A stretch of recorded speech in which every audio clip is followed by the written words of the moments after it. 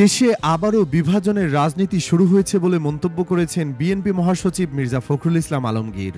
বুধবার ২১ মে সকালে নিজের ভেরিফাইড ফেসবুক আইডিতে এক পোস্টে তিনি মন্তব্য করেন। বিএনপি মহাসচিব তার পোস্টে লিখেছেন, আপনারা নিশ্চয়ই লক্ষ্য করেছেন বিভাজনের রাজনীতি আবার শুরু হয়েছে। এখানে গোত্রে গোত্রে বিভাজন সৃষ্টি করার চেষ্টা করা হচ্ছে।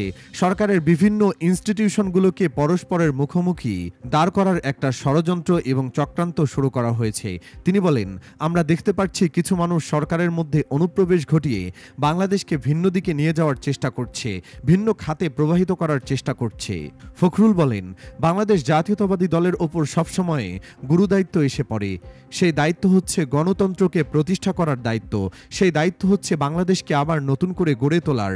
সেই দায়িত্ব শহীদ প্রেসিডেন্ট জিয়াউর রহমান যে স্বপ্ন দেখেছিলেন, আমাদের দেশনেত্রী বেগম খালেদা জিয়া যে স্বপ্ন বাস্তবায়িত করার কাজ করতে শুরু করেছিলেন, এখন যে তরুণ নেতা নতুন স্বপ্নের মধ্য দিয়ে বাংলাদেশকে গড়ে তোলার নেতৃত্ব দিচ্ছেন, আমাদের দলের ভারপ্রাপ্ত চেয়ারম্যান তারেক রহমান, তাদের স্বপ্নগুলোকে, বাংলাদেশের জনগণের আশা আকাঙ্ক্ষাগুলোকে বাস্তবায়িত করার জন্য বিএনপির প্রতিটি নেতাকর্মীকে অত্যন্ত সজাগ ও সচেতনভাবে তাদের কাজ করতে হবে এবং রুখে দাঁড়াতে হবে যে কোনো ষড়যন্ত্র চক্রান্তের বিরুদ্ধে।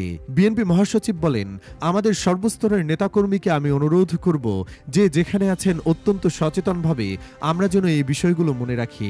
একই সঙ্গে বাংলাদেশের স্বাধীনতা যেন কেউ কখনো কেড়ে নিতে না পারে, বাংলাদেশের সার্বভৌমত্ব যেন কেউ কখনো বিনষ্ট করতে না পারে, বাংলাদেশের গণতন্ত্রকে আর কেউ যেন কখনো ফ্যাসিবাদ, স্বৈরাচার দিয়ে দাবিয়ে রাখতে না পারে, সেজন্য বিএনপির প্রতিটি কর্মীকে সেই অতন্দ্র ভূমিকা পালন করতে হবে।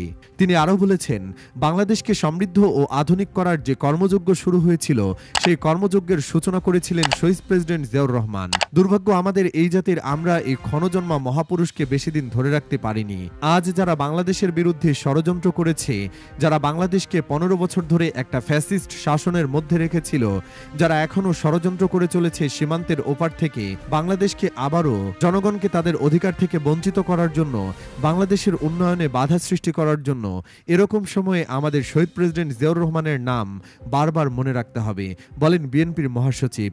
মির্জা ফখরুল বলেন, বিএনপির নেতাকর্মীরা অনেক ত্যাগ স্বীকার করেছে। ৬০ লাখ মানুষের বিরুদ্ধে মিথ্যা মামলা দেওয়া হয়েছে, কয়েক হাজার মানুষকে হত্যা করা হয়েছিল, প্রায় ১৭০০ নেতাকর্মীকে এনফোর্স ডিসঅ্যাপিয়ারেন্সের মধ্য দিয়ে নিয়ে যাওয়া হয়েছিল। আজ একটা সুযোগ সৃষ্টি হয়েছে যে আমরা একটা নতুন বাংলাদেশ বিনির্মাণ করব।